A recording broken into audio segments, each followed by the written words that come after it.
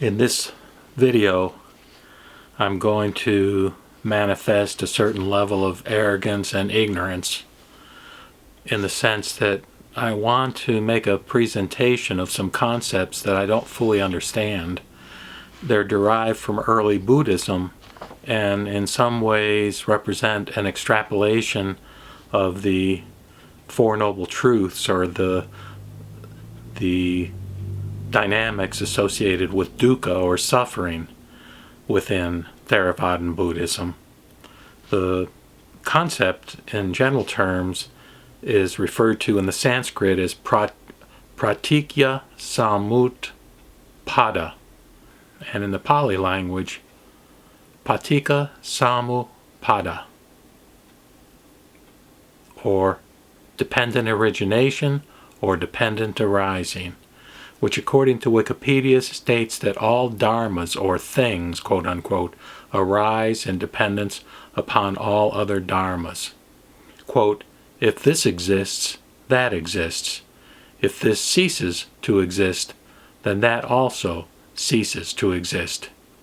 It is a pragmatic teaching which, as I indicated earlier, is applied to dukkha, or suffering, and the cessation of dukkha. The term is also used to refer to the 12 links of dependent origination which describe the chain of causes which result in rebirth. By reverting the chain, liberation from rebirth can be attained. Just to mention a few other phrases that this term pratikya samutpada is translated as. In English, it's translated variously again as dependent origination, dependent arising, interdependent co-arising, conditioned arising, and conditioned genesis. The term could be translated somewhat more literally as arising in dependence upon conditions.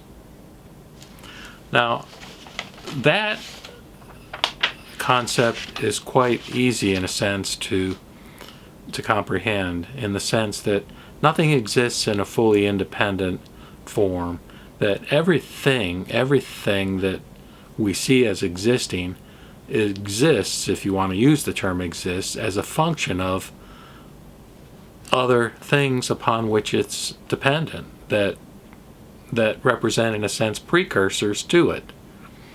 Well, again, in general terms, that's fairly easy to grasp. But when we get down to the nitty-gritty of these 12 links of dependent origination, it's where I get a bit lost or befuddled. But that said, let me go ahead and indicate what these 12 links are, and you can determine for yourself the extent to which they make sense and that you can follow the logic. And I have full confidence that there is logic to it. It's just that it's hard for me to, frankly, to grasp and to fully understand. So what we have is the first link is ignorance. Ignorance or unknowing. This ignorance, in a sense, represents a distortion of reality. And if you think of it as unknowing, what we are unknowing of are the three basic characteristics of all existence, the Four Noble Truths, and the five aggregates. Because we do not know these things, because we are ignorant, we are not, quote, awake. Again, the term Buddha means the awakened one. Just to review, the three characteristics of existence are impermanence or change. Number 2 is unsatisfactoriness or suffering. And number 3 is non-self or insubstantiality. The Four Noble Truths, just to review, are 1, suffering. And that suffering, as I indicated in another video, could be ordinary suffering, or suffering due to change, or suffering due to identification with the five aggregates and clinging associated with those aggregates. We'll get back to that in a minute. But again, the Four Noble Truths are the origin of suffering, which is, quote, thirst or craving, The cessation of suffering, which is the prognosis or optimistic viewpoint that we can transcend the suffering. And then 4, the Eightfold Path leading to the cessation of suffering, which involves right view and right resolve, right speech, right action, right livelihood, right effort, right mindfulness, and right concentration. The first 2 of these can be conceptualized as discernment. Right view and right resolve are discernment. Virtue consists of right speech, action, and livelihood, and then right concentration can be considered the rubric under which we can conceptualize right effort, right mindfulness, and right concentration. Back to the 5 aggregates briefly, about which I did a previous video. These are form, which involves contact between sense organs and sense objects, which leads to consciousness, which in turn stimulates feelings, perceptions, and impulses. All of these aggregates are impermanent and constantly changing, but what they typically result in as a function of this ignorance is they result in the concepts, the false illusion of I, me, and mine. Okay, then supposedly this ignorance or unknowing leads to habitual fabrications or tendencies or activities. And that activity drives and brings about our sense of self and self-view. This is an unconscious creation of an identity. These fabrications lead to consciousness or discriminative awareness, where we begin defining dualistically the subject as distinct from the object, me as different than you, this as different from that. And this dualistic thinking leads in turn to the evolution of what in Buddhism are called the 3 poisons: greed, aversion, and delusion. This consciousness or discriminative awareness in turn leads to the 4th in the chain, which is name and form, or mind and body. This involves the recognition and the drive to sort everything in a way that relates to I. What a thing is to me. So again, this whole dynamic is based on the evolution of an egoistic illusion that then drives our various passions and activities, frankly, for both good and bad. Name and form lead to the sense doors of eye, ear, nose, tongue, body, and mind, which in turn leads to contact with sights, sounds, odors, tastes, tactile objects, ideas, and thoughts, which leads to feelings, painful, pleasant, and neutral. In other words, what makes me feel important. And these, you can see the relationship between these and the 5 aggregates. So this is all overlapping to some extent and intertwined. The point being, as we reflect and contemplate on these 12 links, on dependent origination, on the 5 aggregates, on the nature of dukkha and its origins and its cessation, that we can hopefully use these concepts as a vehicle or as a tool to become less wedded to the notion of a separate self.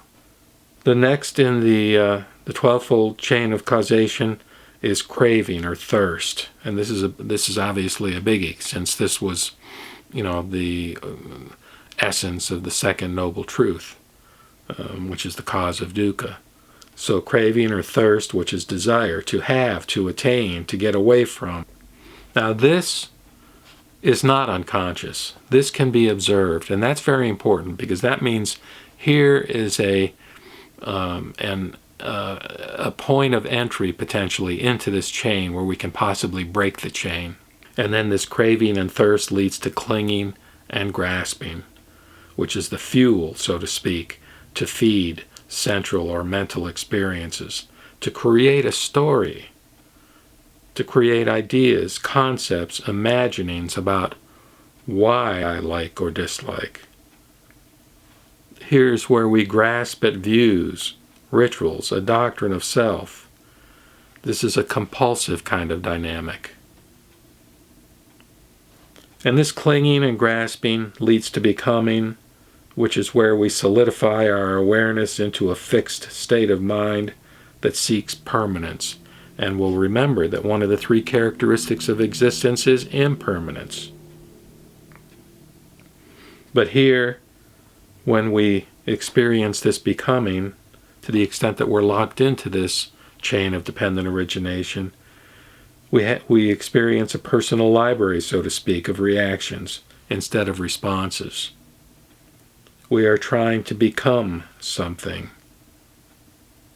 We're no longer leading a life of spontaneous reactivity to the constantly changing dynamic of what may be going on in our environment or in our inner life. And this becoming leads to birth, which is the experience of being a separate entity in a temporal context. And this birth deepens the self-producing tendency. So all of these descriptions of stages really are tied in with this notion of creating a sense of a separate self, which, it can't be overstated, is a form of dualistic thinking that is the underpinning of ignorance and the underpinning of our suffering. So that finally then, the 12th stage is aging, sorrow, lamentation, pain, grief, and ultimately death. So this aging, sorrow, lamentation, and so forth is when we take things personally. It's when we have a sense of ego loss through physical death or through the breaking up of the psychological foundations of self. These experiences are the consequence of attachment to birth, the attachment to the experience of being a separate entity in a temporal context. I am a separate being who is 68 years old. Our nature is such that it's hard to see the impersonal links. So some would say that the two key links in this chain of dependent origination are ignorance, which is where we start, and then craving. These two compound the origin of this suffering process, like a blind driver with a foot on the gas pedal. So going back to the original simple way of expressing this complex framework for thinking about dependent origination, we again can say, this is because that is. This is not because that is not. This ceases to be because that ceases to be. Or, put another way, when this is, that is. From the arising of this comes the arising of that. When this isn't, that isn't. From the cessation of this comes the cessation of that. And the whole dynamic of things rising in dependence upon conditions, particularly descriptive of how our sense of self arises, which causes suffering, can be referred to as this/that conditionality.